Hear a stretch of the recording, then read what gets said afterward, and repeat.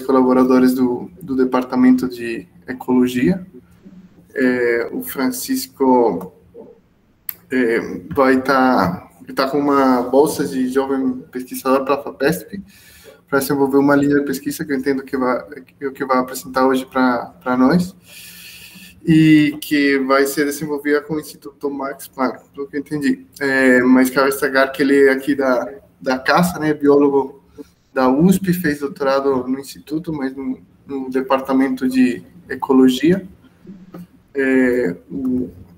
A linha dele, ele tem experiência trabalhando com modelos estimativas populacionais, ecologia de comunidades, trabalhando com funções ecossistêmicas, como dispersão de semente, principalmente, mas não restrito a aves.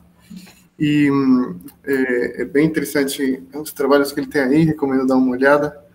E é isso. Obrigado, Francisco, por ter tomado esse tempo para falar conosco, e a sala é sua. Obrigado. Pessoal, boa tarde. Obrigado pela audiência aí. É muita satisfação apresentar no Ecoencontros, eu que já fui aluno, né? Eu fui aluno da ZOO, mas também fui aluno de graduação até do IB, né? Então é interessante esse processo aí, essa história assim. Mas enfim, eu vou colocar aqui minha tela de apresentação. Vocês conseguem ver? É para ter uma arara aí na foto. Peraí, eu tenho que apresentar, claro.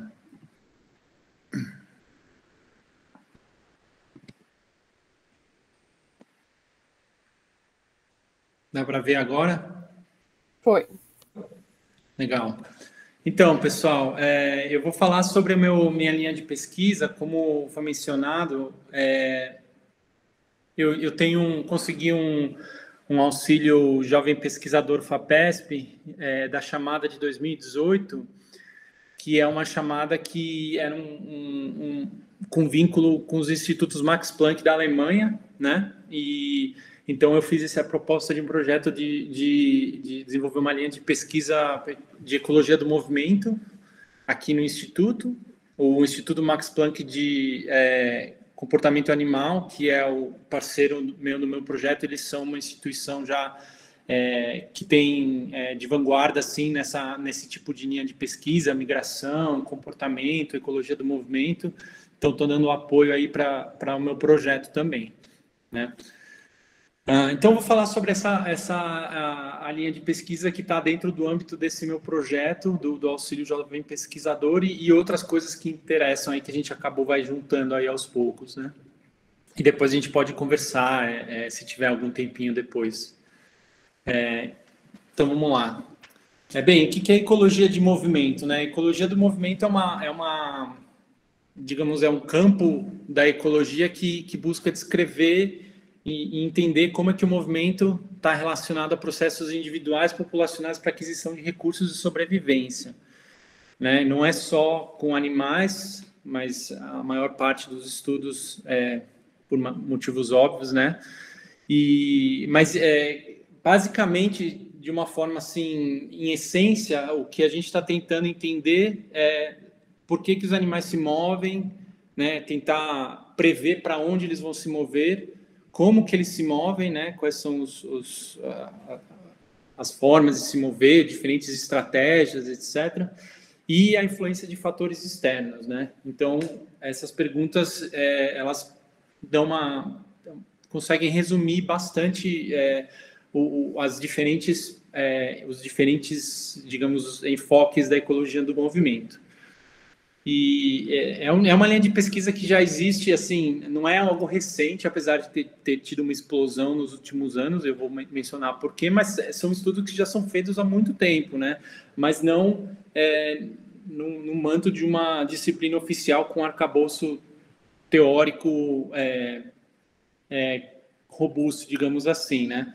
As pessoas que estudavam por que o animal está se movendo não necessariamente estudavam para onde ele estava se movendo, porque não existia uma forma de você ligar esses métodos, né? Antigamente. Mais recentemente, com os avanços tecnológicos, né? Principalmente desenvolvimento de aparelhos que, né, o GPS e outros sensores, que eu vou comentar aqui mais para frente. Com a miniaturização dessa tecnologia, baterias e tudo mais, a gente conseguiu montar, né, equipamentos como esses biologers que a gente coloca nos animais. Aqui tem um exemplo de vários deles. E com isso a gente consegue não apenas rastreá-los, mas também coletar informações diversas, tanto do estado interno deles, quanto do ambiente onde eles estão naquele momento, né?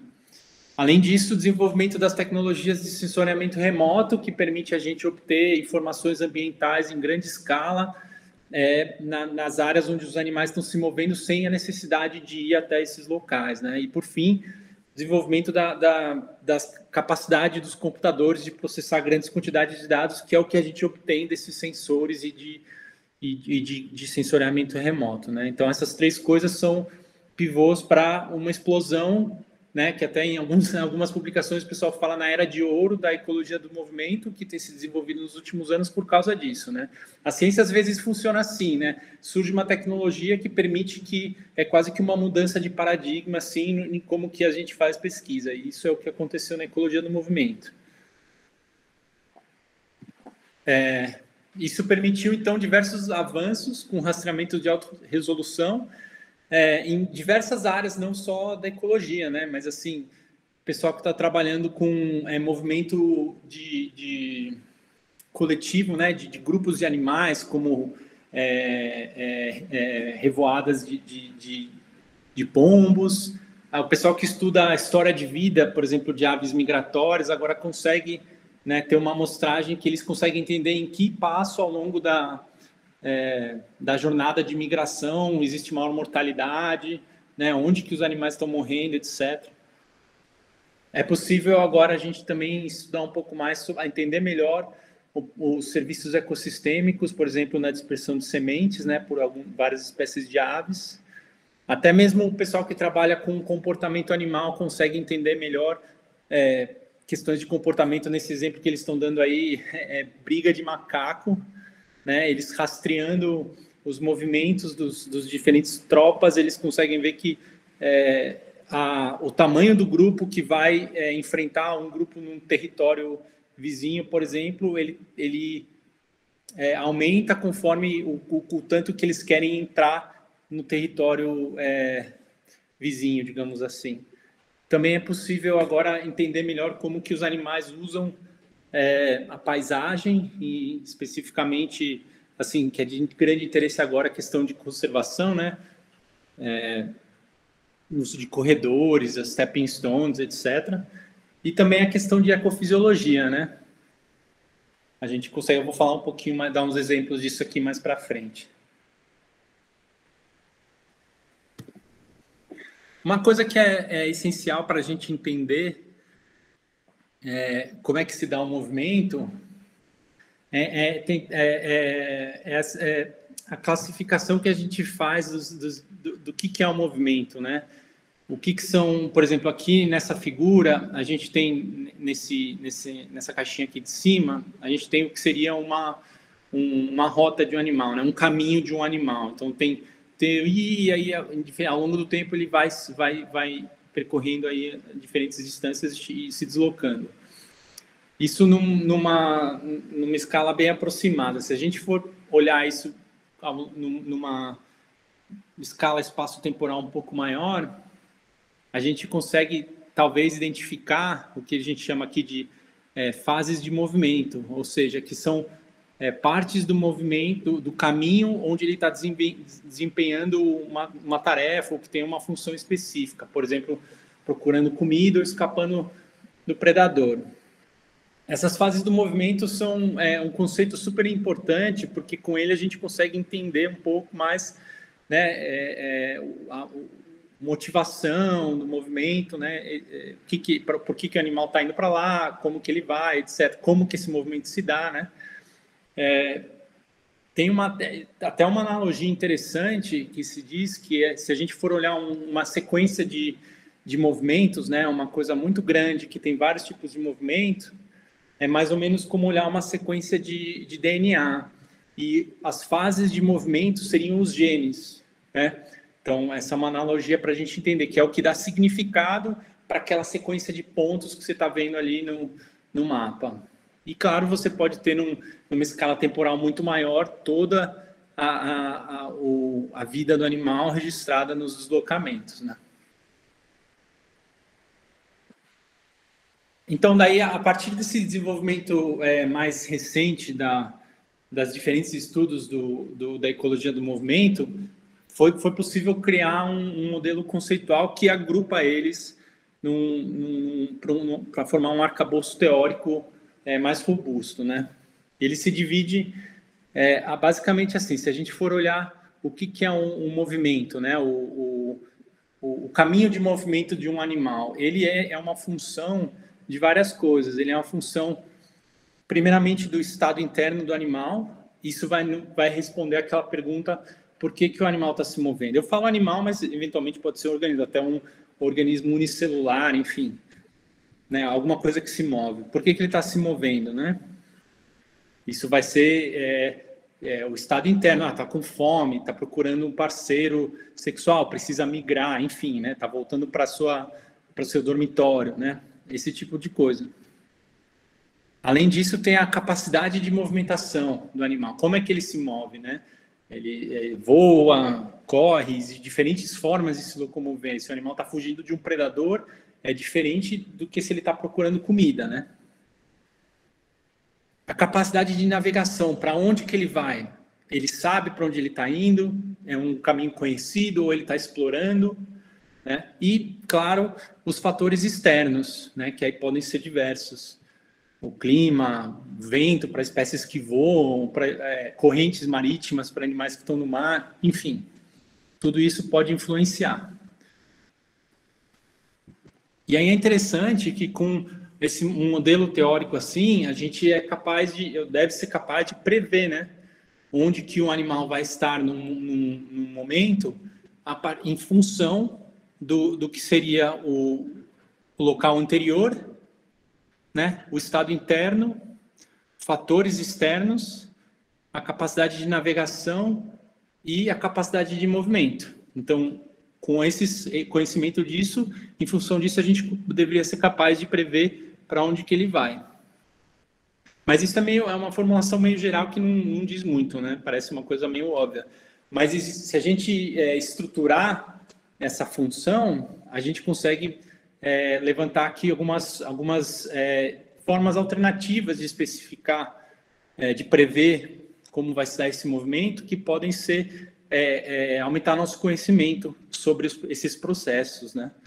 Por exemplo, a gente pode, nesse primeiro caso aqui, a gente tem um movimento que ocorre, então, a posição do animal, né, no período posterior, ela vai se dar em função do movimento, e o movimento, esse vai se dar em função da navegação, da capacidade de navegação, né? Também, claro, da capacidade de movimento, da capacidade do estado interno, do local, mas e a capacidade de navegação, por sua vez, também está influenciada por esses parâmetros, né? Uma alternativa seria aquela na qual a posição final do animal, o posterior, vai ser determinada pela navegação, e essa em função da capacidade de movimento. Isso são coisas que a gente poderia ir testar, eventualmente com dados, bolar hipóteses para explicar, né? Então, são formas de formular esse modelo conceitual para a gente aprender alguma coisa sobre o movimento das espécies.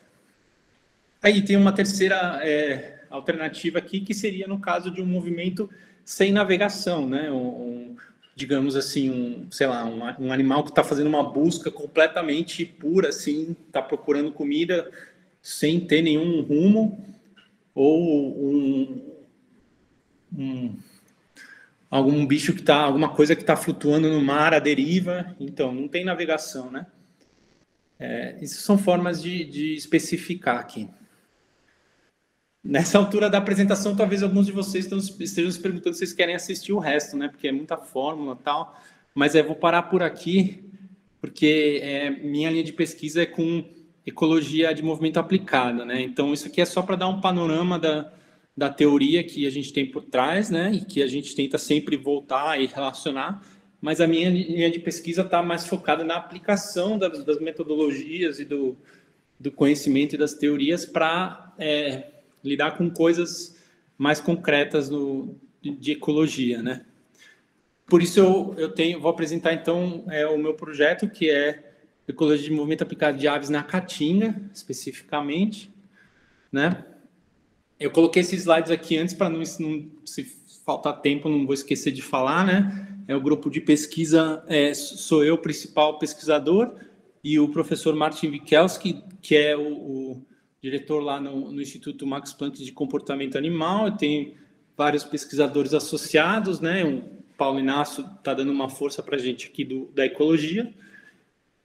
A gente tem colaboração muito forte com o projeto de pesquisa e conservação da arara azul de Lear, que, por sua vez, tem aí uma série de colaboradores, de instituições colaboradoras, e estamos começando umas colaborações novas com o Zoológico de São Paulo e com o Instituto Oswaldo Cruz, lá da Fiocruz, lá no Rio.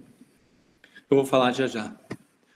E aí a gente já temos aí uma equipe que está se consolidando, né? A Júlia, que é a Júlia Oshima, que é a pós-doc do laboratório, o Caetano e a Fernanda, que vão começar o mestrado. O Caetano já começou, na verdade.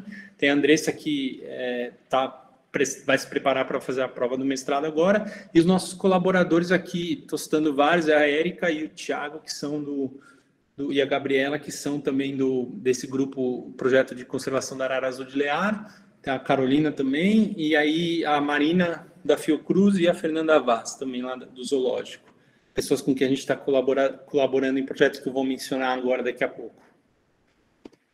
Então, para essa linha de pesquisa a gente vai focar em são mais de dois, mas basicamente 2 modelos, né?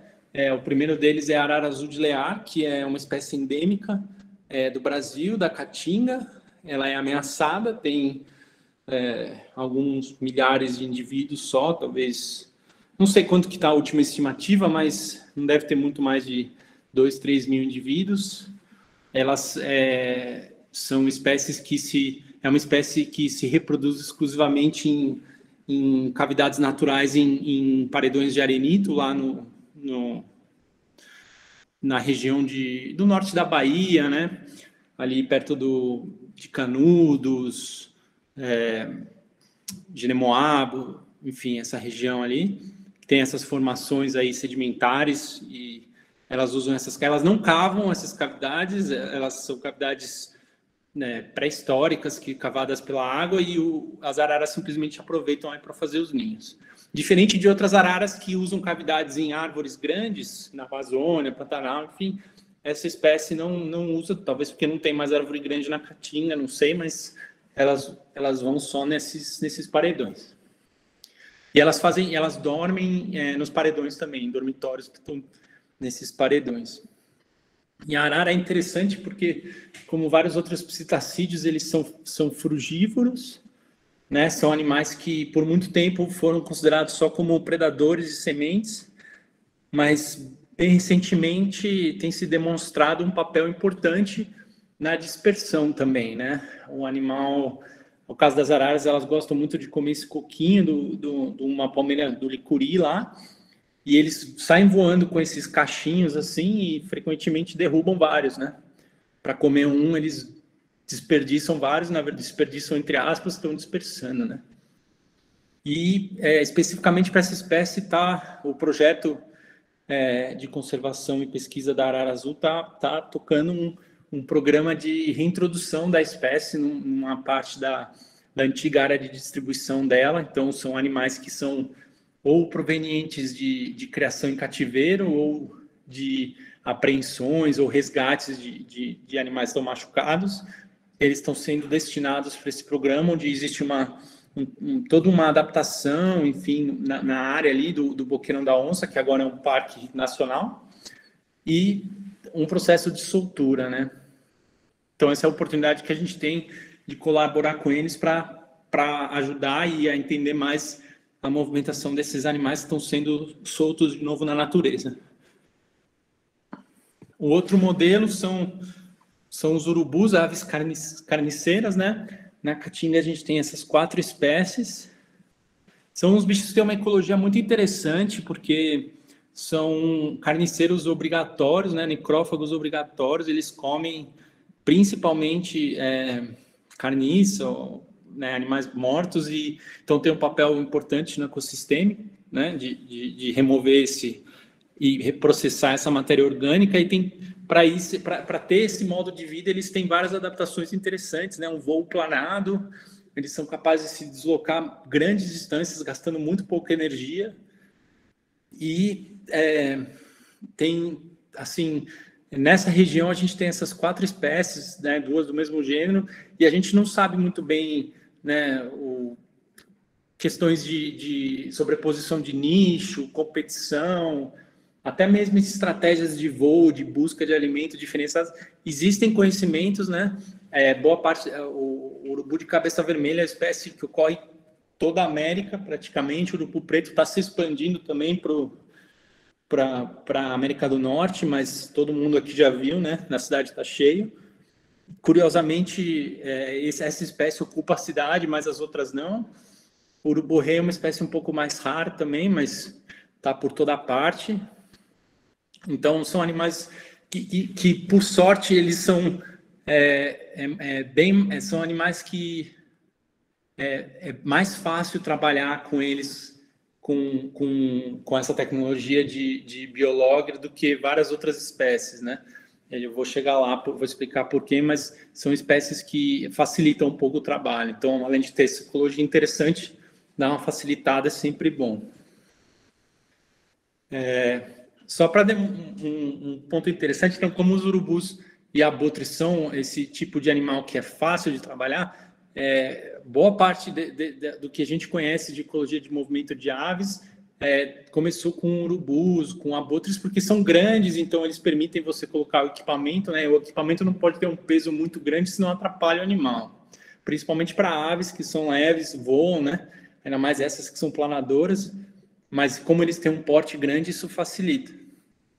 E aqui vocês podem ver que, apesar do Brasil ter um montão de urubu enfim, muito pouco estudo, praticamente nenhum urubu com estudo com trabalho de telemetria de urubu no Brasil, né? A gente tem, além dessas 4 espécies que eu mencionei, tem mais uma na Amazônia, e a gente conhece muito pouco, e, enfim, é uma oportunidade aí para desenvolver esse trabalho também, inclusive para estudar a questão da ecologia das carniças, né? Que é outra linha de pesquisa que está se desenvolvendo agora, né, interações ecológicas, né, como que se dá competição por carniças, enfim, tudo isso é uma avenida aí de pesquisa que a gente vai tentar entrar.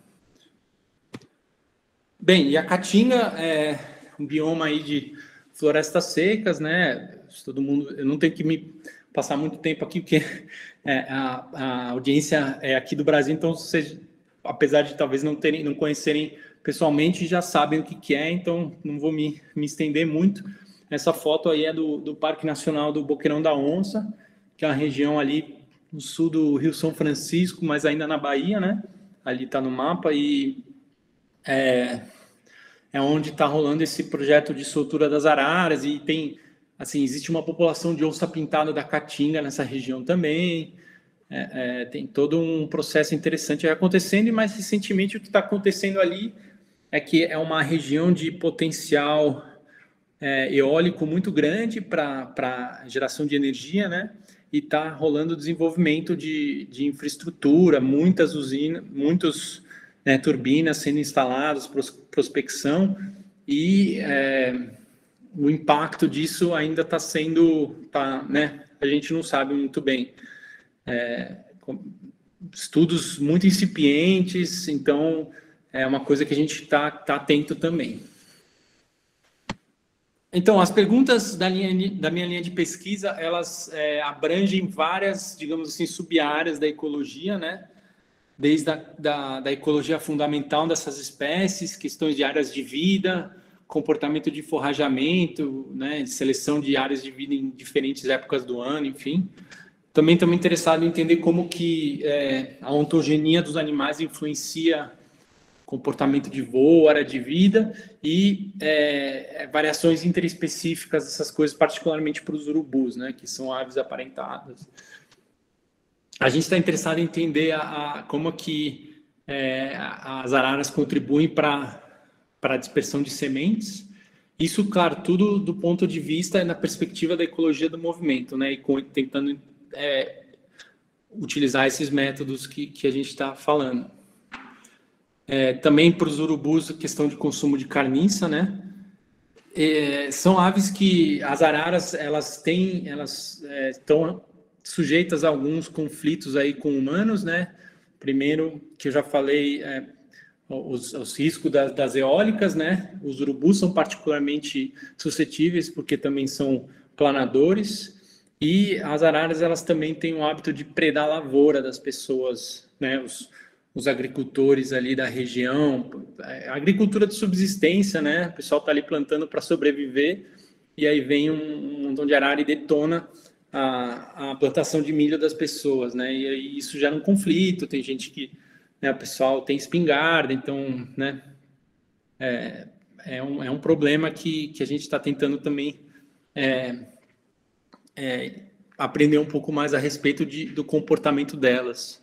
E, por fim, tentar obter informações que podem ajudar no planejamento para a conservação dessas espécies. Né? Verificar se as áreas que são de maior importância para essas espécies, tanto como para alimentação, quanto para descanso, nidificação, coincidem com áreas que são importantes para a avifauna em geral ou para outras espécies. E analisar um pouco a efetividade das áreas protegidas que já estão lá e tentar entender ou priorizar outras áreas não protegidas, né, que podem ser importantes para essas espécies. Então, tudo isso são questões que a gente tem interessado, tem subprojetos aí envolvendo, mas não vai dar tempo de falar sobre todos, então eu vou dar uma pincelada aqui em alguns, e aí se vocês tiverem mais dúvidas, depois a gente pode conversar. Uma coisa que é importante para várias dessas perguntas é a questão de estimar a área de vida para as espécies, né? E isso a gente tenta fazer com os dados de GPS dos animais marcados, então são capturados ou quando são soltos, né? A gente coloca o equipamento aqui, dá para ver na foto, né? Põe uma mochilinha nela, coloca o GPS, eles têm uma bateria solar, então, né, por sorte a Caatinga tem bastante sol, então dá para funcionar. A gente consegue ver, então, aquela das perguntinhas que eu mencionei no começo, para onde ela se move, né? Isso aqui é um exemplo de 2 indivíduos que foram marcados em Canudos, na estação biológica, onde tem o dormitório delas, e se deslocaram aí dezenas de quilômetros, né? Em um mês. Isso são dados assim, né? Você saber para onde o animal foi o mês inteiro é uma coisa muito, muito legal, né? E tem mais. Mas só para demonstrar um desafio que a gente tem, essa figura aqui que foi que a Júlia, nossa pós-doc, que fez recentemente, ela mostra o quanto tempo que os dados foram coletados, os dados do GPS, para cada espécie que foi colocada. Então, aqui a gente tem, por exemplo, nesse exemplo azul aqui, quando começou o monitoramento, o rastreamento e durou. Então, para esses 2 indivíduos aqui, foram quase 2 anos coletando dado de movimentação. Ótimo, excelente. Mas para vários outros foi muito pouco. Né? Não dá nem 2 semanas. Tem bicho que em um dia parou de coletar. Por quê? Porque a arara tem um bico bem forte e elas são capazes de simplesmente destruir o equipamento se elas não gostam.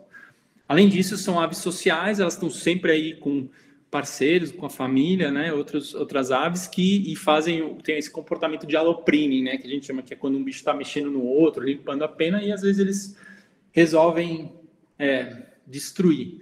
Então isso é um desafio para a gente, porque cada pecinha dessa aqui custa $1.500, $1.600 para você pegar algumas horas de dados só, não vale a pena, mas claro, sabendo que existe a possibilidade de fazer algo assim, né, de você ter dados de indivíduos por 2 anos, vários meses, isso é sensacional, né? Então, a gente tem um desafio que a gente tem que transpor aí.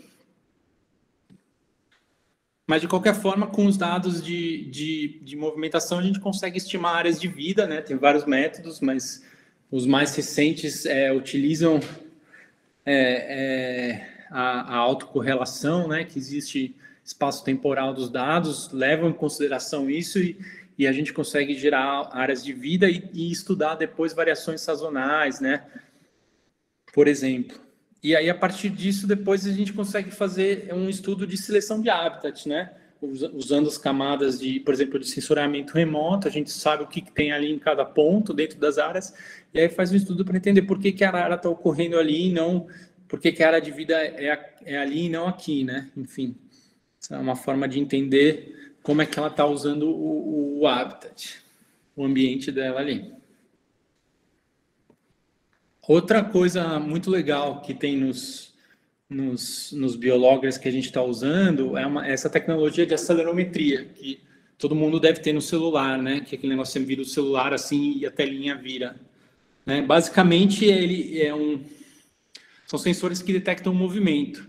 E aí, quando a gente coloca isso num animal, nos 3 planos, né? A gente consegue ter um registro de como que esse aparelho se movimentou ali né, nesse animal ao longo do tempo. E com isso a gente consegue identificar, né, depois de fazer uma calibração, observação do indivíduo, e a gente consegue construir uma biblioteca do comportamento dele a partir do registro dos acelerômetros. Então a gente tem cada um desses aqui é um eixo do acelerômetro, e aí a gente tem o registro ao longo do tempo. E com sorte a gente consegue construir alguma coisa assim que ajuda a gente a identificar os comportamentos do animal à distância. Então, isso é o que ajuda a gente a identificar fases de movimento. Por exemplo, quando o animal está parado, de pé, ou está comendo, um voo planado, ou um voo batido, né? Batido, está batendo as asas. Então, isso ajuda a gente a entender o que o animal está fazendo. E o mais legal é que a gente consegue juntar isso com a posição dos animais. Então, por exemplo, a gente consegue ver aonde que eles estão dormindo, onde que eles estão comendo, né? Se eles estão voando de um jeito, saindo de onde eles estavam comendo, existe a possibilidade de estar levando alguma coisa, né? Fica registrado isso? Não sei, mas a gente vai investigar. Né? Então, é muito interessante isso, porque isso permite a gente avaliar aquelas questões que a gente estava falando, né? De, por exemplo, tá comendo milho. Onde que foi que ela comeu milho? Né? Achamos aqui. Então, vamos olhar ali o que tem. Que época do ano que ela vai, etc. Né? Então, o que a tecnologia permite a gente fazer. A outra área aí que a gente vai estudar e dedicar os esforços aí, a Júlia, que é a pós-doc, e o projeto dela está focado nessa questão, que é o risco de colisão com as turbinas eólicas, né, que eu falei que estão se expandindo lá na região. A gente tem uma situação aí de crise energética se aproximando, a tecnologia eólica está chegando e não vai embora, né? Eles vão se expandir no Brasil e a gente precisa tentar entender como que isso vai afetar essas espécies, né? E uma forma de entender isso é o risco de colisão, que entendam que o risco de colisão não é um impacto da eólica, né? O impacto é uma parte desse impacto, mas existem outros impactos, né? O solo, né? O que acontece ali com a vegetação, pela construção, mas o que a gente vai focar é no risco de colisão para a mortalidade direta. Então, o que acontece, né?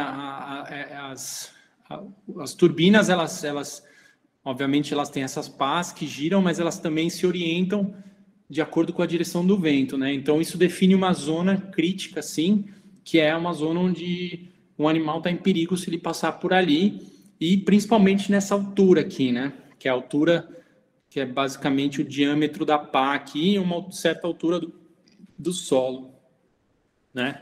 Que aí o animal está sujeito à mortalidade passando por ali. Então, o que é crucial para a gente é estimar, ter informação da altura de voo desses animais, qual a altura que eles estão voando, né? Só que isso não é uma coisa muito trivial de fazer, né? O GPS que está lá no animal, ele não dá a altura de voo, que é a distância do animal para o solo. A informação que ele dá é a altitude de voo, que é a distância para o elipsoide terrestre, que mais ou menos representa a altura média do nível do mar. E aí a gente tem que fazer um exercício de pegar um modelo digital de elevação, né, a camada de elevação do solo, colocar os dados lá e extrair, né, fazer uma subtração aqui do que o GPS dá, que é esse valor Z, e a altura do animal aqui. Só que existem vários erros nessas medições, né? O GPS pode ter problemas aqui, tem uma incerteza, né? Ele não é tão preciso para coletar os dados de GPS, então existem variações. O próprio modelo digital de elevação também pode ter erros, né? E isso dificulta bastante o trabalho. É interessante porque o que é frequente de você olhar para um animal que está voando numa altura que não é muito alta, esses erros frequentemente ocasionam o quê? Ocasionam que você vai ter alturas de voo negativas, né? Que são essas daqui que estão abaixo da elevação do terreno. Então, claramente está tendo um problema aí, né? De estimativa. Uma maneira muito simples de resolver isso seria simplesmente excluir esses dados, mas isso não é a melhor forma de fazer isso, porque a gente tá enviesando a estimativa para cima, né? E, claro, o outro lado desse problema é que se o animal está voando para cima, a gente não sabe quais são os pontos que são, digamos assim, errôneos, né? Então, o que a gente tem que fazer é utilizar uma metodologia de análise que incorpore esses erros de medição para gerar estimativas de altura de voo, né? Que, na verdade, é o que a gente está querendo saber, a distância ao solo. Então, não é simplesmente pegar o GPS, baixar os dados e falar, o bicho está voando a 10 metros. Não, tem que fazer toda uma análise aí para entender, porque não é trivial. Então, para avaliar o risco de colisão, sabendo, através do GPS, para onde as aves estão indo, a gente estima as áreas de vida. E nessas áreas de vida, a gente pode sobrepor as nossas estimativas de altura de voo, né? Levando em conta probabilidades de uso do espaço, né? Para informar, digamos, se, por exemplo, fossem colocar uma série de turbinas aqui nessa área verde, a gente poderia eventualmente calcular probabilidades de colisão, né? O risco. Isso para as araras é mais ou menos por aí, porque são aves que têm um voo que, em geral, é bem batido, elas se movimentam do jeito que elas querem, então tem que ser feito dessa forma, né? Agora, para as aves que são planadoras, que nem os urubus, o que acontece é que o comportamento deles é de aproveitar as fontes de energia para voar. Elas praticamente não gastam energia, né? Para propulsionar o voo delas ou para levantar de altitude. O que elas fazem é utilizar a energia externa, que frequentemente é o uplift termal, né? Aquelas térmicas que a gente vê os urubus subindo em círculos, ou orográfico, né? Quando tem uma corrente de vento que bate no morro, numa montanha e sobe, ou até num prédio, né? E aí os animais usam essa corrente para ganhar altitude e depois se deslocar. E essas aves, em teoria, elas fazem isso de forma otimizada, de forma que a gente consegue, em teoria, também prever, né, qual altitude que elas vão ter e tal, se a gente tiver esses dados. E, de fato, esses dados os dados atmosféricos existem já, né? E com o relevo a gente consegue prever onde que vai ter uplift orográfico, onde que vai ter as térmicas, e a gente consegue construir uma paisagem energética, que é esse potencial, que depois a gente pode colocar em modelos de altura de voo dessas espécies, né? Então, o que a gente tem é um volume um espaço aqui, onde o animal tem maiores e menores probabilidades de estar voando. E aí, com isso, a gente consegue criar modelos mecanísticos, né, com base nessas teorias de aerodinâmica e de seleção de recursos, para prever o risco de colisão. Então, nesse exemplo aqui do estudo que foi feito para o Condor andino, a gente vê que a elevação ela é uma função né, existe uma correlação aqui com o potencial de uplift térmico, né? E a velocidade vertical também, né? Ela tende a ter uma maior dispersão aí, quanto maior o potencial. E isso faz com que aumente o risco de colisão. Então, isso é uma das coisas que a gente vai tentar estimar para os urubus ali na área de estudo nossa. Então, essas são as principais ideias que eu queria compartilhar com você do que a gente está pretendendo fazer. E tem uns outros projetos e colaborações que a gente está começando agora.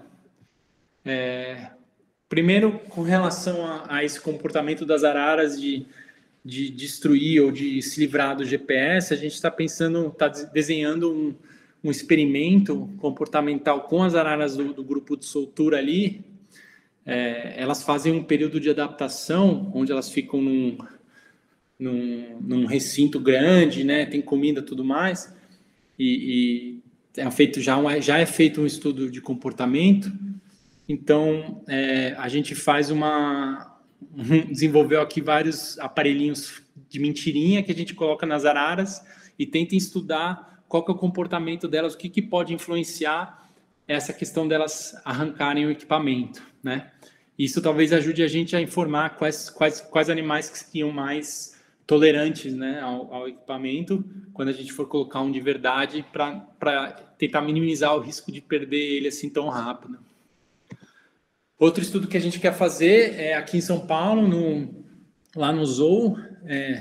Se vocês já foram lá recentemente, vocês devem ter visto que tem muito urubu preto. São animais de vida livre que frequentam ali, tem comida, né? Eles vão e dominam os locais, os recintos abertos.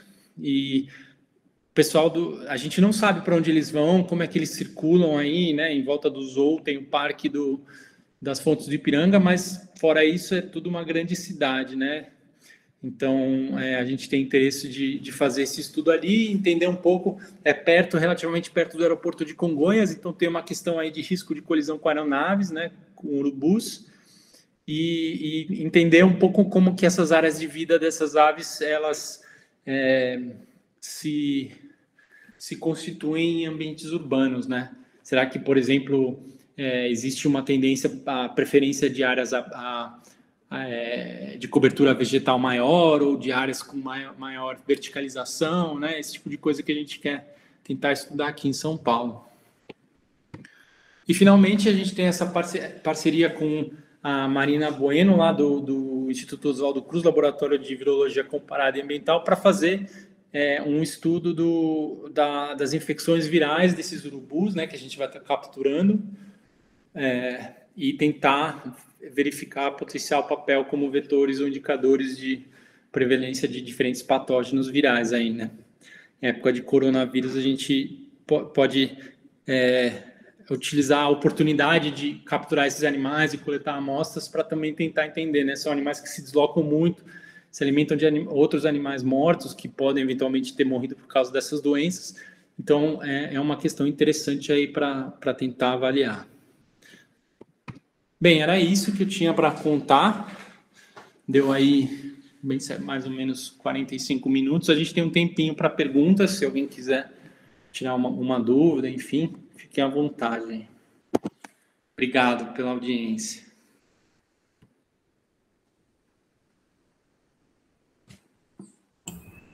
Legal, hein? Obrigado, Francisco. Muito interessante. Acho que já tem uma pergunta aqui, eu não sei se a Monique quiser falar diretamente a pergunta, eu quero que a gente leia, mas muito obrigado, Francisco. Você consegue ler, Chico? Escrevi aí. Eu posso ler. Para as outras pessoas aí, não sei se para todo mundo, ela perguntou sobre medir sucesso reprodutivo. Sim, por exemplo, para as araras, a própria Érica, eles têm um trabalho de monitoramento reprodutivo das araras faz tempo já, né? Agora, com relação à seleção de movimento, você diz de ver se animais que se movimentam mais têm maior sucesso reprodutivo ou menos, etc. Ou tipo, frequência de tipos de movimento, sabe? Assim, se você tem aquela biblioteca que você consegue fazer, seria bem legal isso aí, né? Será que tem algum movimento que se acontece mais vezes, a aptidão do bicho é maior do que outros? Sei lá. O problema é que, assim, eu não comentei aqui, né? Mas, assim, a gente tem esses aparelhinhos aqui que a gente coloca nos bichos, porque as araras são menores que os urubus, né? Então, elas precisam ter um equipamento mais leve. E o equipamento das araras, para baixar os dados, para pegar os dados, a gente tem que ir com o rádio e fazer um download. né? Então, é mais difícil de pegar os dados de mortalidade dos animais que, porventura, venham a morrer, né? Agora, esses aqui, dos urubus, eles são maiores, eles podem transmitir os dados pela rede de celular. Então, é bem mais fácil. Eu ponho no bicho, esqueço e recebo no computador depois, né? Tem um contrato lá que a gente paga. Então, aí talvez dê para... a gente consegue saber, né? O animal foi para um, né, um movimento assim de dispersão que não deu em nada e o indivíduo morreu, enfim. Mas eu acho que eu não tinha pensado em nada desse tipo assim, mas é uma questão interessante que acho que a gente poderia pensar. Eu acho que talvez o problema aí seria mais a questão de tamanho de amostra, né? Mas como tudo que a gente está fazendo com esse equipamento não tem muito mesmo. A gente tem que mais as séries temporais que são longas que são valiosas, né? Chico, desculpa te interromper, só acho que complementando, a gente também cai no problema da permanência, né, do biologger nas araras, que a gente gostaria que o biologger estivesse presente em indivíduos maduros, no caso, né? E assim, a gente, no raso da Catarina especificamente, a marcação é feita em filhotes. A gente não faz coleta de adulto, não marca em adulto. Nesse programa de soltura que o Chico mencionou, sim, normalmente são indivíduos juvenis que têm vindo para a gente, e a gente tem expectativa de que esses equipamentos se mantenham, né, por um tempo ainda nesses indivíduos, a ponto talvez deles atingirem maturidade sexual e a gente talvez conseguir coletar, né, esses dados, mas a gente também cai um pouco nesse problema, né, nesse obstáculo. Legal, obrigada.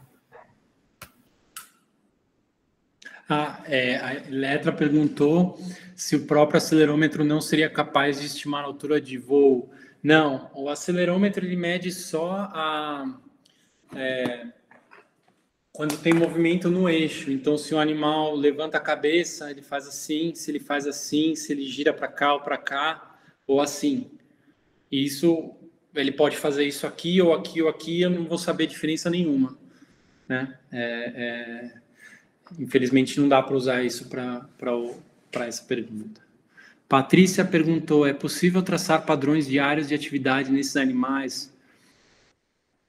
Pensando nos urubus que vivem bastante em áreas urbanas, seriam dados interessantes para estudar, por exemplo, efeitos de luzes artificiais. Com certeza, né? A gente, para todo o registro que a gente tem desses animais, a gente tem a hora, né? Tudo vem na linha do tempo, então a gente consegue saber que se a gente constrói aquele registro de acelerometria, a gente sabe que hora que ele está fazendo o quê, em teoria, né? E que hora, com o GPS, a gente sabe aonde ele está fazendo cada coisa. E aí, por exemplo, daria para estudar a questão de luz artificial sem problemas, né? Contanto que a gente tem alguma medida da luz ali, que pode vir de N fontes, né? Digamos assim. A Carolina perguntou... Faz sentido pensar em possíveis contribuições da ecologia do movimento e de seu modelo conceitual para prever respostas de populações que não voam, assinar os pouco provisíveis, por exemplo, como populações de uma terrestre que não voa poderia responder a incêndios. Claro, não é prerrogativa dos bichos que voam ter estudo com ecologia de movimento, é porque é meu histórico de trabalhar com aves, mas... boa parte dos estudos são feitos. A Júlia, que é pós-doc no laboratório, ela trabalhou com queixada e fez modelos de área de vida e tudo mais, então daria perfeitamente para fazer. Agora, usar os dados das espécies que vão para prever, não sei se é isso que você perguntou, para prever a resposta de aves de animais que não voam, não sei, aí teria que ver caso a caso, né? Mas com certeza daria para usar, se você tem um animal, digamos, sei lá, uma onça pintada com um GPS ali, um biologger, e dá para você entender, né? Eu acho que tem até o pessoal do Pantanal deve estar fazendo isso lá, o pessoal que estuda a onça lá, após esses incêndios aí que aconteceram recentemente, deve estar tendo algum estudo, sim. Muito legal. Vou aproveitar e fazer uma pergunta aí, Francisco. Você já tem todos instalados, seus biologgers? Você ainda está instalando mais? Que ponto que está isso? Eu tenho... a gente tem alguns que já foram colocados nas araras, né? Aqueles dados que eu mostrei para vocês, que foram principalmente desses nossos colaboradores do projeto de pesquisa da Érica, o Thiago, eles conseguiram colocar nas araras. Eu recebi esses equipamentos, esse aqui que eu estou segurando, eu tenho mais uns 80 desses aqui no laboratório, que a gente vai colocar nas araras e nos urubus, mas a gente, por conta da pandemia, né, todos esses atrasos que teve, ficou difícil viajar. Isso aqui a gente compra, manda fazer, né? E eles não têm um estoque, você faz encomenda, eles constroem o equipamento e aí mandam. E isso demorou muito, porque estava faltando microchip por causa da pandemia, né? Então atrasou tudo, a gente recebeu só um par de meses atrás e agora estamos planejando viagem para o fim do ano para ir para campo para começar a colocar esses equipamentos e com sorte daqui umas semanas, talvez um mês e meio, a gente já pode começar a colocar nos bichos que vão ali no zoológico também de São Paulo. Deixa eu ver aqui mais perguntas. O Alan. Várias perguntas de grande relevância, vai ser legal, papel legal, obrigado. Patrícia Lopes, no caso desse estudo com os urubus de cabeça preta em colaboração com o zoo, seria legal tentar pegar também dados dos indivíduos que se utilizam do entorno do aeroporto, com certeza. Tem 2... em Guarulhos, sim. Aí vai ser muito legal. Eu acho que se a gente conseguisse, por exemplo, ali no Parque do Tietê, Parque Ecológico do Tietê, né, em um segundo momento, fazer uma amostragem lá, né? E o bom do urubu é que é muito fácil de capturar. Você bota um bicho morto ali e eles vão, né? É por isso que eu estou falando que é um grupo que eles facilitam para a gente o trabalho, né? Claro, o bicho é fedido, vomita em você e tal, mas que é isso, né? Então, tendo a oportunidade de capturá-los, eu tenho interesse de ver para onde esses animais se movimentam na cidade, né? Será que eles usam o rio aqui, as marginais, como um corredor para se deslocar? Como é que eles usam o relevo da cidade? Será que eles vão para outras regiões fora da cidade? Todas essas questões estão na minha cabeça, eu gostaria de tentar avaliar. A Natália está perguntando qual o tamanho do menor biologger que eles conseguem fazer e quanto tempo dura a bateria. Essa é uma pergunta legal. No site do Instituto Max Planck de Comportamento Animal tem uma foto de uma abelha com um biologger, né? Mas aí é um que vai ter os sensores limitados, né? Provavelmente vai ser só um pinger de rádio, alguma coisa assim, mas que, dependendo do seu experimento, vai ser muito legal. Para esses trabalhos com GPS e tal, os biologgers podem ser até um pouquinho menores, assim, mas a gente ainda tem dificuldade de colocar em passarinhos, né? Passeriformes, assim, já é mais difícil porque fica muito pesado para o animal. Aí a duração da bateria vai depender de se tem uma placa solar ou não, né? Porque e do hábito do animal, né? Se é um bicho que vive na caatinga, onde tem um montão de sol, a tendência é durar mais. Se é um animal que está lá, um pinguim que está lá na Antártida, no inverno, enfim, no frio a bateria já dura menos sem sol, então é bem diferente. Eu tenho um colega que trabalha com condor lá na Argentina e no inverno as baterias duram muito pouco, porque é frio. A Patrícia está falando que o grupo usa acelerômetro sem GPS de 4 gramas em roedores. Olha que legal. A bateria dura cerca de 40 dias coletando a cada 5 minutos. Então isso é outra questão interessante, que a frequência com que você configura o equipamento para coletar os dados, ela vai ter influência direta no seu gasto de bateria, né? Toda vez que o GPS for ligar, toda vez que o acelerômetro estiver funcionando, você está gastando a bateria. Como a gente está trabalhando com essas aves na caatinga que vão ficar muito expostas ao sol, a gente está meio que tentando coletar o máximo que dá. Até porque a gente não sabe, por exemplo, no caso das araras, quanto tempo elas vão ficar com equipamento. Mas existem formas de você configurar o equipamento para só ligar, por exemplo, quando o acelerômetro ativar. Então, de noite, quando o animal está dormindo, ele desliga o GPS e aí só liga quando começa a detectar movimento. Deixa eu ver. Natália, trabalhei com lagartos de 20 gramas, difícil achar equipamento para colocar em bichos tão pequenos, de fato. Os acelerômetros que pretendo usar nas serpentes pesam 3 gramas e a bateria dura cerca de 3 meses gravando em 1 Hz. Então, muito legal. Aí daria para fazer bastante coisa. Isso eu não sei se ela vai trabalhar com animais no campo ou num laboratório, alguma coisa assim, para estudar movimento, mas parece ser você tem os animais no campo, aí a dificuldade é encontrá-los, né? Se você não está rastreando eles de alguma forma, né? Depois que você faz para recuperar os dados. Mas, claro, couplando com rádio, e aí você vai atrás com rádio. A colocação das torres eólicas também considera a energia dos ventos? Sim, com certeza. Eles fazem toda uma prospecção para saber, e a tendência é que eles usem os lugares onde tem mais vento, que seria também os lugares que as aves dão preferência, né? Isso já está comprovado, tem muito estudo com rota migratória de ave, aquelas aves que migram da Europa para a África. Tem muito estudo já comprovando que existe uma correlação muito forte assim da área que as aves pretendem. Então é o risco que a gente tem, né? E, como eu falei para os planadores, eles estão indo onde está o vento, literalmente. Então qualquer empreendimento que vai ter na Caatinga com certeza vai matar muito mais urubu do que arara. Sempre a gente já sabe disso, que é pela forma como os animais se deslocam. Claro, a arara é uma espécie ameaçada, então a gente tem esse olhar especial, mas com certeza tá mais ameaçando os urubus. E assim, só para dar não é só porque a turbina está ali que vai ter a mortalidade. Existem formas de mitigar isso, né? Eles podem simplesmente, por exemplo, no caso das araras, existe tecnologia de você coloca ali um sensor que ele consegue detectar os animais de grande porte que estão se aproximando voando, e naquele momento que o animal está passando ali, ele desliga a turbina. Ela para, e aí a chance do animal se chocar é bem menor.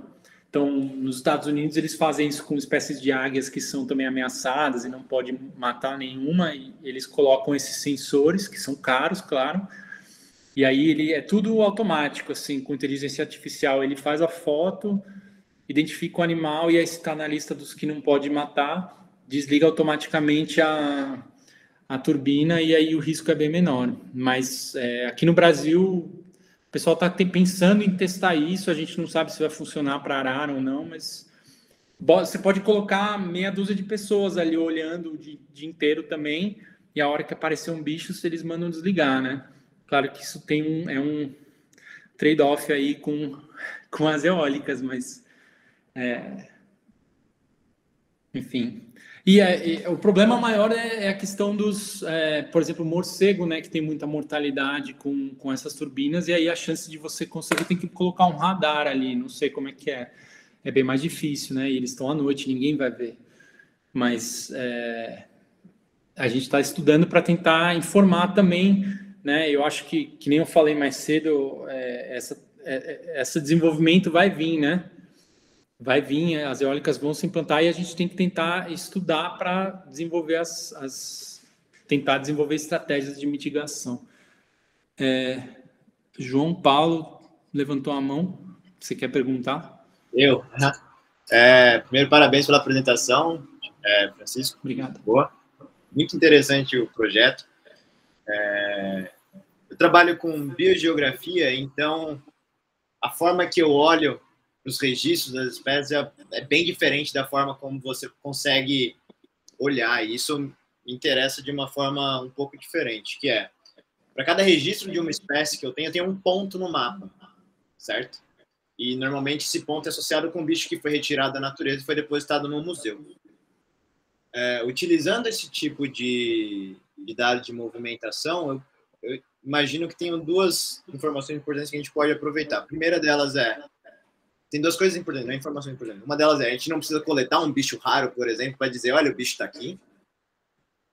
A gente pode ter um dado como esse que você tem e nos dá um parâmetro muito mais detalhado do que pode ser a distribuição de uma determinada espécie, especialmente se você trabalha com uma espécie que tem a distribuição restrita, por exemplo, ou se você trabalha com populações que estão nas regiões marginais da distribuição conhecida da espécie, por exemplo. E aí eu vejo isso nos ajudando a entender, por exemplo, o que de verdade seriam barreiras biogeográficas para a espécie X ou Y, ou qual que é o range verdadeiro da espécie da ararinha de Lear, tipo, até onde ela vai e por que ela não vai mais para frente, né? Tipo, lógico, tem toda a limitação do indivíduo e do home range, Mas tem essa questão histórica, né? Do bicho não vai para lá mesmo porque tem uma boa na montanha ali, o bicho não passa. Ou tem um rio, não sei o que lá. E talvez seja uma perspectiva interessante para olhar para esses dados também, dependendo das populações que você trabalhar, dependendo das espécies que vocês escolherem abordar mais para frente. Eu acho que tem tudo a trazer, muito potencial mesmo, né? Porque é uma informação com uma resolução muito grande, né? De uso do ambiente. E ajuda a gente a identificar, por exemplo, né? Como que o animal se move, onde que estão as barreiras, né? O que seriam barreiras para esses animais, né? Eu lembro na época do meu mestrado, faz muito tempo atrás, eu estava trabalhando com um gavião do Centro Pernambuco de Endemismo, né? Ali da Mata Atlântica do Nordeste, de Pernambuco e Alagoas, e o pessoal falava que o Rio São Francisco era uma barreira para esse animal. E eu ficava pensando, porque o gavião não consegue atravessar um rio, né? Tipo, assim, é um exemplo meio tosquinho, mas, né? Tipo, é uma coisa que a gente aprendendo com maior resolução sobre as formas de locomoção desses animais, como que eles se movimentam, aí vai ser muito interessante. Agora, com relação a espécies raras, é o mesmo problema, né? A gente tem que achar os bichos. Claro que aí a informação, uma vez que se você consegue capturar um bicho e colocar um transmissor de dados desse, um biologger, aí você vai ter uma fonte de dados muito legal, mas eu acho que a gente, talvez num primeiro momento, tem mais a ganhar trabalhando com as espécies mais comuns, né? Porque é muito difícil você desenhar um projeto, um trabalho com os custos envolvidos com isso aqui, pensando, vou ver se eu consigo capturar 2 ou 3. Né? A gente tem que pensar com esse... infelizmente, tem que pensar com esse pé no chão também, né? De como que vai fazer. Claro que existem oportunidades, capturas oportunísticas. Você acha que se eu não pegar numa das armadilhas de urubu, se não cair uma águia chilena lá, eu não vou tentar colocar, né? O transmissor? Mas, assim, vamos ver, né? É mais difícil. E eu acho que essas espécies comuns, elas, por exemplo, no caso dos urubus, tem um papel ecológico que é fundamental e que a gente precisa entender também, né? Rapidinho aqui, o Jefferson, vocês têm alguma parceria com as empresas de eólicas que operam na região? Então, a gente tem uma parceria com o projeto de soltura, né, de pesquisa e soltura da Arara Azul de Lear, e aí eles têm financiamento da Enel, que está para elas conseguirem a licença de instalação de um dos parques eólicos, eles tiveram que obter, com uma exigência do INEMA, que é o órgão ambiental estadual da Bahia, financiar projetos para a conservação da Arara Azul de Lear. E aí eles optaram por financiar esse projeto da soltura, esse revigoramento populacional das araras na região do Boqueirão da Onça. Então, a gente tem eles que financiaram esse projeto. Então, os dados que a gente tem, que eu mostrei para vocês das araras que já foram coletados, tem parceria com essas eólicas, por exemplo. E eles são dos mais interessados também, né, em saber a altura de voo dos bichos e entender os impactos, né? A energia eólica se vende como uma energia limpa e assim, nos contatos que a gente tem com essas pessoas, você vê que estão interessados também, né? Eles estão preocupados com a arara, enfim. É importante, eu acho, a gente cultivar essa relação, porque é um interesse comum, né? De ter uma energia limpa e de preservar ali a biodiversidade da região, né? Aproveitando esse gancho, Francisco, isso aí representa um custo para eles, esses impactos lá isso tem um impacto na produção eólica diretamente ou é só uma questão do que seria energia limpa? O impacto que pode existir digamos assim, eles terem um empreendimento de instalação de um parque eólico que é, digamos assim, interrompido porque falam que vai matar a arara e aí o Ministério Público entra com uma ação e manda interromper a licença de funcionamento, alguma coisa assim, né? Não, a gente não tem como existe. Eu sei que, por exemplo, nos Estados Unidos tem uma lei que para cada águia que morre numa eólica, a empresa tem que pagar, sei lá, dezenas de milhares de dólares, né? Então aí eles são obrigados a ter pessoas ali que estão monitorando e tem esse ressarcimento para a sociedade, né? Agora aqui no Brasil não acho que existe nenhuma lei ainda desse tipo que os parques eólicos, a maior parte ainda está, né? Eles tem alguns que já estão operando, mas é um desenvolvimento mais recente e a gente está agora só, né, começando a fazer essas conexões e entender os impactos. A legislação está um pouco para trás ainda na questão de proteção, na minha opinião, né? Legal. Muito interessante. E não sei se tiver mais alguma pergunta aí. Posso comentar mais uma coisa rapidinho, Chico? Fica à vontade, estou à disposição aqui. Eu estava conversando com um colega que trabalha na Chapada dos Guimarães e aí uma das coisas que eles vão fazer lá para monitorar incêndio cara, eles vão lançar... Eu tô impressionado com isso agora. Eles vão lançar um cacete de um satélite, velho.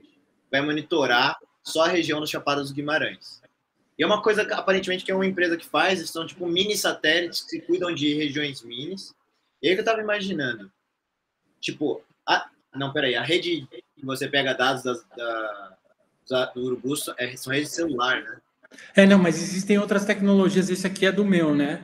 Tem um que talvez vocês já tenham ouvido falar que chama Argus, né? Que é um que trabalha, ele é um satélite que fica ali em órbita e ele existe para fazer essa telemetria. Então, ele transmite os dados via satélite, pega dos sensores e manda para as pessoas. O pessoal do Max Planck, lá dos nossos colaboradores, eles têm um projeto que chama Projeto Icarus, que é também de desenvolvimento de tecnologia. Eles colocaram uma antena para fazer esse tipo de transmissão de dados na Estação Espacial Internacional. Então, estão desenvolvendo uma tecnologia para fazer, para baratear um pouco isso e permitir que... Porque a vantagem é quando você tem um sensor que manda os dados para um satélite e esse satélite depois manda para a gente, você... Por exemplo, a minha limitação para esse equipamento aqui é que o animal tem que ir onde tem sinal de celular. Se eu estivesse trabalhando lá no meio da Amazônia, onde é completamente inóspito, aí eu não ia conseguir. Mas com o satélite do Icarus, talvez sim, né? E sem esse aqui, por exemplo, os equipamentos que a gente está colocando nas araras, a gente tem que ir atrás com um rádio, né? Por sorte, elas têm os dormitórios onde elas voltam regularmente, então aí a gente consegue fazer os downloads ali, né? Mas... Então, era nesse sentido mesmo que eu estava pensando, porque pelo que ele estava me falando, é um satélitezinho que eles vão lançar tipo, numa órbita super baixa para monitorar numa resolução impossível, assim, uma área pequena.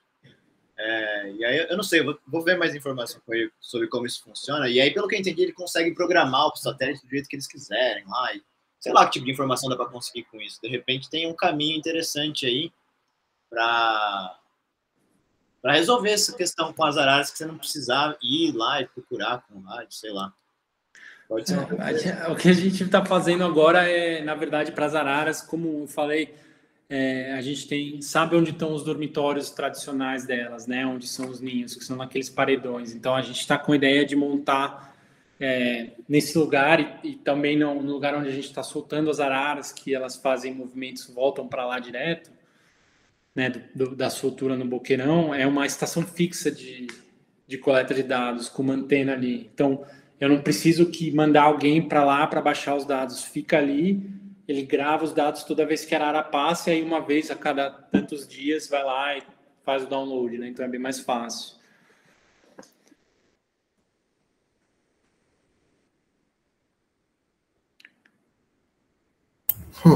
Muito, muito legal, Francisco. Eu acho demais aí ter esse tempo para apresentar, conhecer o projeto. Acho que é uma coisa muito louca, assim, a cabeça ia longe, porque dá para ver um monte de interseções com várias coisas que são feitas aqui no departamento, assim. Com certeza. Como eu falei, né, na apresentação, a ecologia do movimento, ela vem para meio que botar o pé na lagoa de todo mundo, assim, porque de fato dá para ir você consegue contribuir, né, com essas diferentes outras áreas da ecologia, né? E o fato de eu estar aqui no departamento, né, de ter conseguido esse auxílio JP, em parte é para desenvolver essa linha de pesquisa no programa, né, no departamento, porque não existem outras instituições, né, mas aqui na ECO do IB não. Então, essa foi a oportunidade que eu consegui de entrar aqui para poder contribuir. E aí, no semestre que vem, a Júlia e eu vamos oferecer uma disciplina, né, de ecologia do movimento aí para os alunos do programa, né, que a gente vai entrar em mais a fundo detalhes, métodos e tudo mais, aplicações dessas coisas que eu comentei rapidamente aqui hoje. Muito legal. Que bom que você fez a propaganda já, que eu não queria que isso passasse batido, mas... legal e muito massa. E no programa de pós do IB. Vai ser oferecida no primeiro semestre de 2022. Espero que até lá a gente já possa fazer de forma presencial, né? Beleza, fica a dica então aí, pessoal, para quem quiser fazer a disciplina, já fica atento. E, bom, se quiser de novo no futuro apresentar os resultados eu já coloco os trabalhos, já pode contar aqui com esse espaço. Falar dos resultados deles aí, Caetano também. Demais. Então, deixa eu só aproveitar para comentar, não sei se vocês se conhecem já, mas a Júlia vai trabalhar com essa questão do risco de colisão com as eólicas, né? O Caetano o projeto dele de mestrado vai focar com os urubus, a questão de área de vida, comparações entre as espécies e as estratégias de voo das diferentes animais. E a Fernanda vai trabalhar com áreas de vida e seleção de habitat das araras, né? E aí tem a Andressa, que, se eu me lembro bem, ela também foi aluna de graduação do IB, ela está estudando para entrar na prova agora no mestrado, e a gente vai bolar algum projeto para ela com as araras também, para talvez estudar questões de conservação, né? A efetividade das áreas protegidas, aí vai depender um pouco dela também, mas logo mais, com sorte, ela passa aí na prova e começa um projeto. Já fica o convite para os alunos e alunas. Oi, desculpa, aqui a Natália está perguntando aqui, a disciplina vai ser no primeiro semestre do ano que vem. Já fica o convite para os alunos e alunas apresentarem no Ecoencontros também. E bem-vindos e bem-vindas. Muito legal, Chico. Eu estou encantada com as tecnologias, para ser sincera, assim, fiquei viajando, principalmente na coisa assim, como boa fanática do espaço, ecóloga de paisagem, aí, junto com a Adri, eu achei muito, muito interessante a coisa da exploração 3D agora, né? É um outro nível de espaço para poder ser explorado com as altitudes de voo, que a gente tem para a floresta, né, com o LiDAR agora arrasando, mas eu achei muito legal para movimento agora. Tem um colega meu que publicou um artigo na Nature, eu acho, até, sobre essa questão do espaço aéreo para os animais, né? E como que esse espaço está cada vez mais ocupado pela gente e como isso impacta os animais. Também é uma coisa que a gente não tinha como estudar antes, né? Então, nossa, muito legal. Tem tudo, né? Enfim, eu acho que a gente tem mais a ganhar. O grande desafio também, eu acho, agora, com essa questão das tecnologias, é que é tudo muito caro, sabe? Eu já ia falar. Eu espero que seus projetos sejam muito bem financiados, para que você tenha muita grana para comprar muitas mochilinhas. Com os equipamentos aqui, né, a gente tem esse dinheiro, mas para novos projetos, porque também o problema é que uma vez que você coloca esse sensor, é difícil você pegar ele de volta. É possível, mas é difícil. Então, é quase que um material de consumo, praticamente. Você pensa na sua prestação de contas lá da FAPESP, isso é material de consumo, né? Vai embora, tchau. Então, depois eu vou ter que comprar mais se eu for fazer outro projeto. E aí tem que bolar super bem, né? E talvez tentar pedir dinheiro de fora, porque isso tudo a gente compra em dólar, né? E agora tá 5,30, sei lá, inviável, né? Mas faz parte. Por isso que é importante a gente tentar isso para qualquer projeto, né? Você tentar, com o que você tem, conseguir os dados e apresentar de forma que te permita usar como um trampolim para conseguir mais coisas depois, mais recursos para pesquisa, né? Então, essa é a nossa meta agora. Esse projetinho, por exemplo, do zoológico, né, de colocar não estava inicialmente na minha proposta, então eu não orcei. Os equipamentos que eu tenho aqui são todos para Caatinga, mas eu vou colocar alguns no zoológico, porque se os resultados forem muito legais, eu já consigo apresentar e falar, olha, gente, tem um potencial muito bom para a gente entender muitas coisas importantes. Olha, risco de colisão no aeroporto, super importante. E aí vai que alguém me dá um dinheiro para comprar mais equipamento, né? Então, faz parte. Super, muito legal. Quem vai ficar com o projeto do Zoo? Então, por enquanto não está ninguém focado nele. A gente está com o projeto piloto de... em parte, a gente vai usar essa oportunidade para treinar o manejo dos bichos, de captura e colher amostra e tudo mais com a equipe do laboratório. Então, foi uma ideia que a gente teve de... Nenhum deles já trabalhou com urubu, né? Então... a gente vai usar essa oportunidade para treinar. Tem o pessoal, a equipe lá do Zoo que vai ajudar com captura, manejo. A gente aprende com eles para depois botar em prática lá na Caatinga, né? E a questão da análise vai ser uma coisa preliminar agora, né? Mais para frente a gente pode ver aí, né? Talvez questão de bolar um projetinho para um doutorado, para um mestrado, alguma coisa, mas né? Tudo vai depender de como as coisas vão se desenrolar aí.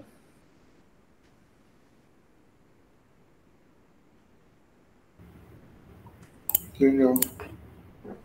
Bom, se tem mais ninguém, já passamos aqui. Estou preso num rodízio aqui, gente, agora, se alguém tiver mais dúvida. Se eu ficar trocando ideia. Então, eu só vou parar a sua gravação para não ficar... Então, deixa eu só comentar. Agora a gente não está tendo atividade no IB, né? Mas o laboratório que eu montei aqui fica no edifício Minas Gerais,